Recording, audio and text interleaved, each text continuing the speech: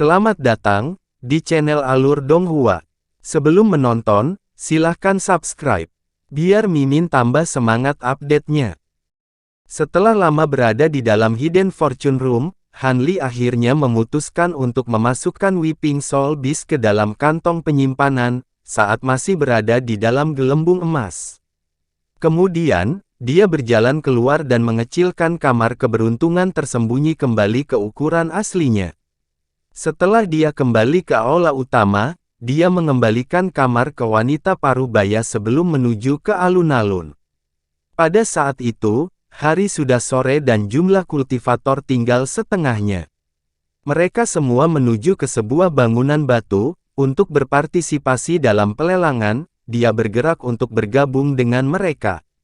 Seorang kultivator berjubah putih berdiri di pintu masuk pelelangan melihat Hanli dan menyapanya dengan hormat, "Rekan Taois, untuk mencegah terlalu banyak penonton yang menganggur, kami menagih 3 batu roh untuk berpartisipasi dalam pelelangan."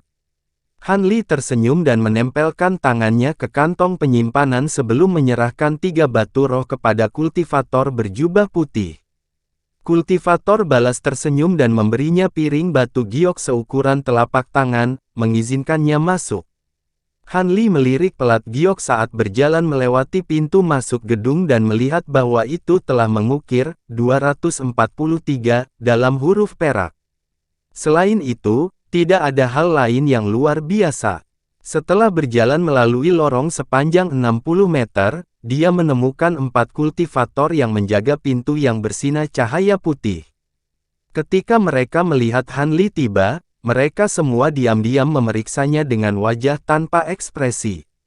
Hanli mengabaikan mereka dan berjalan melewati mereka, membuka gerbang dan memasuki aula utama. Dia kemudian mendengar suara pria yang keras berkata, "Bunga ekor Phoenix berusia 500 tahun, 790 batu roh. Apakah ada yang menawar lebih tinggi?" "Tidak." Kemudian ramuan roh ini pergi ke rekan Daois 130. "Sebentar lagi, tolong pergi ke belakang dan bayar batu roh untuk ramuan obat." Hanli dengan jelas melihat lebih dari 200 orang duduk di aula. Masing-masing dari mereka duduk di depan sebuah meja dan telah meletakkan piring batu giok mereka di atasnya, dengan jelas memperlihatkan nomor perak yang bersinar di atasnya. Di depan aula batu, ada seorang pria parubaya berjubah biru dengan penampilan yang mengesankan. Saat dia berbicara, dia membuka kotak batu giok dengan bunga ungu cerah di dalamnya. Orang yang membeli ramuan obat ini adalah seorang lelaki tua yang gemuk. Ketika dia melihat pria parubaya memverifikasi tawaran yang menang, dia berdiri dengan ekspresi senang, dan berjalan ke pintu samping seolah dia tidak sabar untuk mendapatkannya. Hanli melihat pemandangan itu dengan acuh berjalan ke kursi kosong terdekat. Dia duduk di kursi yang terbuat dari batu putih bersih. Penampilannya yang seperti batu giok dan sensasi hangatnya telah membangkitkan sedikit minat dari Hanli. Ini adalah, Hanli merenung sejenak, mengingat material batu dalam ingatannya hanya untuk menemukan bahwa dia belum pernah melihat material ini sebelumnya. Bibirnya sedikit melengkung karena terkejut. "Rekan Taois, apakah ini pertama kalinya kamu melihat batu hangat?" Dia tiba-tiba mendengar suara wanita dengan cekikikan samar. "Batu hangat." Dia menoleh ke samping dan melihat 2 kultivator wanita muda yang sangat mirip, sehingga mereka bisa jadi saudara perempuan. Salah satu dari mereka mengenakan pakaian kuning dan yang lainnya pakaian hijau, tetapi keduanya memiliki kecantikan yang tak terbantahkan. Orang yang berbicara lebih dekat dari keduanya dan mengenakan pakaian hijau. Dia melihat betapa konyolnya Hanli menyentuh meja. "Adik perempuan, jangan bicara sembarangan," wanita berpakaian kuning itu dengan cepat berkata, "Rekan Taois, tolong jangan tersinggung. Adik sepupuku baru saja keluar dari klan dan kata-katanya masih gegabah. Saya harap Anda akan memaafkannya." "Adik sepupu, mereka bukan saudara kandung." Hanli berpikir dengan terkejut. Tetapi bagi keduanya untuk mencapai tahap pendirian yayasan di usia yang begitu muda, mereka jelas memiliki bakat yang luar biasa. Dengan pemikiran itu, dia tersenyum dan dengan santai berkata, "Tidak apa-apa. Saya hanya pernah mendengar tentang batu hangat sebelumnya, tetapi ini adalah pertama kalinya saya melihatnya. Apakah rekan Daois tahu tentang item ini secara detail?" Itu bukan menjadi bahan umum, meskipun telah berkultivasi di hutan belantara selama ini. Batu hangat benar-benar berbeda dari bahan yang dikenal sebagai giok hangat. Wanita berpakaian kuning itu menjelaskan sambil tersenyum. Tidaklah aneh bagi rekan Taois untuk tidak mengetahuinya, karena ini adalah bahan yang jarang ditemukan di tempat lain. Itu hanya ada di sini karena merupakan spesialisasi pegunungan Snowmount. Tapi selain hangat saat disentuh dan sangat putih, tidak ada hal lain yang menarik darinya. Tapi tentu saja, jauh lebih berharga daripada batu giok biasa yang ditemukan di dunia fana. Jadi seperti itu. Terima kasih banyak atas penjelasan Anda. Han Li mengangguk, dan kemudian ekspresinya kosong saat dia menoleh untuk melihat pria parubaya yang melelang alat sihir kelas atas. Tindakannya telah menyebabkan wanita berpakaian hijau itu menyipitkan matanya dan melengkungkan bibirnya, menunjukkan sedikit rasa jijik. Tepat ketika dia akan mengatakan sesuatu yang lain, sepupunya yang lebih tua menatap dengan pandangan tajam, menyebabkan dia tutup mulut. Han Li benar-benar mengabaikan ini dan dengan tenang menatap alat sihir dan ramuan roh yang dilelang. Meskipun pelelangan pasti agak kurang, karena diselenggarakan oleh klan lokal, dia memberikan perhatian khusus karena ada perbedaan besar dalam harga antara jin besar dan selatan surgawi. Itu akan berfungsi sebagai persiapan ketika dia akan mencari bahan langka. Setelah beberapa pengamatan yang tenang, dia sampai pada kesimpulan bahwa terlepas dari apakah itu ramuan spiritual atau alat sihir, harganya jauh lebih mahal daripada di selatan surgawi.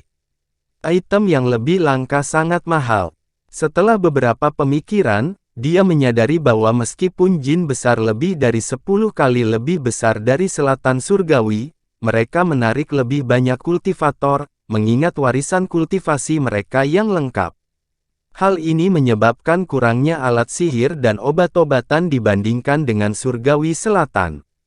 Sebaliknya, dapat juga dikatakan bahwa Great Jin berlimpah dengan sumber daya, dan akan memiliki banyak bahan langka yang tidak akan pernah terlihat di selatan surgawi, dan bahkan lautan bintang tersebar.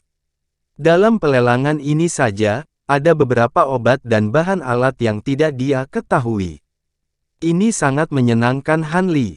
Tampaknya jika dia mengunjungi banyak kota pasar bermutu tinggi di Great Jin, ada kemungkinan memperoleh beberapa bahan langka yang dia butuhkan. Saat Han Li memikirkan ini, pria parubaya berjubah biru di atas panggung memanggil untuk mengeluarkan item berikutnya, sebuah nampan dengan 3 permata merah tua di atasnya. Mereka bersinar dengan cahaya yang berkedip mirip dengan nyala api.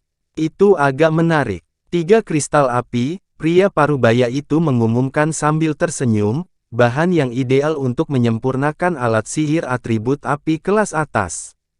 Rekan-rekan Taois, tawaran sekarang akan dimulai dari 500 batu roh. Han Li melirik mereka dengan santai dan hendak mengalihkan pandangannya, tetapi kristal itu kemudian menarik perhatiannya dan dia berteriak. Suara Monarch Soul Divergence dengan malas terdengar dari benaknya, "Anak muda Han, dari reaksimu, sepertinya permata itu telah menarik perhatianmu."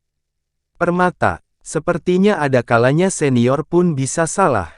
Han Li mengirimkan transmisi suara sambil terkekeh, dan mengumumkan tawaran untuk 600 batu roh. Apa? Tidak ada yang khusus tentang permata ini. Meskipun kultivasi saya hilang, indera spiritual saya tetap ada. Saya tidak percaya saya salah. Dengan suara aneh, Han Li menjawab, "Pengalamanku mungkin masih kurang, tapi aku berani mengatakan hanya ada sedikit di dunia ini yang memiliki lebih banyak pengalaman dalam inti binatang iblis daripada aku. Ini ada hubungannya dengan inti iblis." Monarch Soul Divergence tercengang karena mendengar kepercayaan pada suara Han Li. Jika bukan karena bertahun-tahun yang dia habiskan bersama Han Li, dia akan percaya. Han Li bingung. Setelah hening sejenak, Monarch Soul Divergence melanjutkan, karena kamu yakin, pasti ada beberapa alasan di baliknya, tapi aku tidak bisa percaya bahwa ada sesuatu yang aneh tentang kristal api, itu sebelum aku memiliki buktinya. Tak perlu dikatakan, saya bukan satu-satunya yang tidak melihat sesuatu yang aneh tentang permata, bahkan penilai lelang tidak dapat menemukan sesuatu yang luar biasa tentang mereka, dan mereka sangat berpengalaman dalam menangani barang langka. Setelah mendengar kata-kata keraguan Monarch Soul Divergence, Han Li tersenyum dan menyatakan tawaran yang lebih tinggi, memaksa penawar yang bersaing untuk mundur. Senang permata itu dijual dengan harga tinggi, pria paruh baya itu melirik nomor di piring giok Han Li dan berteriak keras, 800 batu roh. 3 kristal Virus Melt. Pergi ke rekan Daois 243. Silakan pergi ke belakang aula untuk membayar barang itu. Ketika Han Li mendengar ini, dia mengambil piring gioknya dan berjalan ke aula samping. Ada kultivator kondensasi Qi berjubah putih menunggunya di sana. Ketika dia melihat Han Li datang, dia segera membiarkan Han Li ke ruang tunggu kecil di aula belakang. Sesaat kemudian, seorang gadis pelayan membawakan secangkir teh sebelum pergi. Han Li melirik secangkir teh dan meninggalkannya sendirian saat dia dengan tenang memeriksa ruangan. Seorang kultivator yayasan pendirian tua botak masuk dengan senyum berseri-seri. Saya benar-benar malu kami membuat Anda menunggu begitu lama. Silakan lihat dan lihat apakah ini barang yang Anda tawar. Setelah dia mengatakan ini, dia menyerahkan sebuah kotak batu giok kepada Han Li. Han Li membuka kotak batu giok dan menemukan 3 kristal menyala dengan cahaya merah. Dengan ekspresi tenang, dia dengan hati-hati memeriksanya di tangannya dan tetap diam untuk waktu yang lama. Apakah ada masalah dengan Virus Melt Crystals? Pria tua itu bertanya dengan tawa ramah. Tidak ada yang salah. Inilah tepatnya yang saya tawar. Han Li mengangguk dan menjawab dengan tenang. Kemudian, dia menyerahkan batu roh, mengambil permata, dan pergi dengan memberi hormat. Saat Han Li berjalan pergi, lelaki tua itu melirik kotak batu giok yang kosong dan mengerutkan kening, matanya menunjukkan sedikit keraguan. Segera, Han Li kembali ke tempat duduknya di pelelangan dan dalam sekejap, kristal api muncul di tangannya. Han Li memandang permata itu dengan tersenyum puas.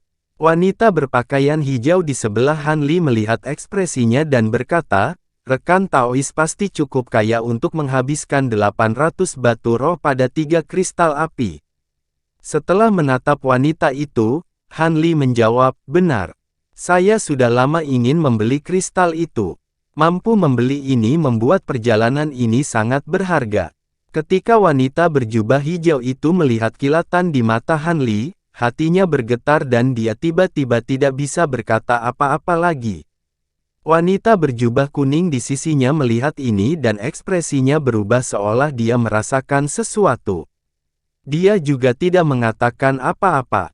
Setelah memperoleh panen yang tak terduga ini, Han Li mulai menantikan sisa pelelangan. Tetapi pada saat itu, Monarch Soul Divergence bertanya, anak muda Han, apa hubungan kristal api itu dengan inti iblis? Bagaimana kalau Anda memberi saya penjelasan? Senior seharusnya sudah menebaknya. Han Li dengan tenang menjawab, salah satu kristal api sebenarnya adalah inti iblis kelas 7, tetapi setelah bertahun-tahun berlalu, tubuhnya telah berubah menjadi kristal utuh. Sekarang tampaknya tidak ada bedanya dengan kristal api. Bahkan mereka yang memiliki indera spiritual yang sangat kuat tidak dapat melihat perbedaannya. Tingkat 7 inti iblis. Karena seseorang tidak dapat membedakan dengan indera spiritual atau penampilan luarnya, bagaimana Anda bisa melihatnya? Monarch Soul Divergence dia masih merasa agak ragu. Hehe, ini ada hubungannya dengan Qi yang sangat buruk di tubuhku. Han Li dengan tenang menjelaskan, di masa lalu, aku secara pribadi telah membunuh ribuan binatang iblis tingkat tinggi, menghasilkan Qi yang sangat buruk di tubuhku. Ki yang mengerikan di tubuh saya mulai bergerak ketika inti iblis kelas 7 dikeluarkan. Karena saya menangani sejumlah besar inti iblis di masa lalu, saya mendapatkan metode khusus untuk mendeteksinya. Jadi seperti itu, lelaki tua itu terkekeh, jika kamu benar-benar membunuh begitu banyak binatang iblis, maka masuk akal bagiku mengapa kamu memiliki begitu banyak ki yang sangat buruk di tubuhmu. Namun, saya cukup tertarik dengan bagaimana Anda bisa membunuh begitu banyak binatang iblis. Sepertinya kamu punya banyak cerita lama yang belum terungkap kepadaku. Tidak apa, saya hanya memiliki kesempatan di masa lalu. Lebih penting lagi, saya khawatir senior tidak tahu penggunaan inti iblis yang mengkristal. Tidak ingin menyebutkan tahun-tahunnya di Laut Bintang tersebar, Han Li mengubah topik untuk menarik perhatian Monarch Soul Divergence. Oh, ini juga pertama kalinya saya mendengar tentang inti iblis berubah menjadi kristal. Monarch Soul Divergence berkata dengan penuh minat, saya benar-benar bertanya-tanya untuk apa itu digunakan.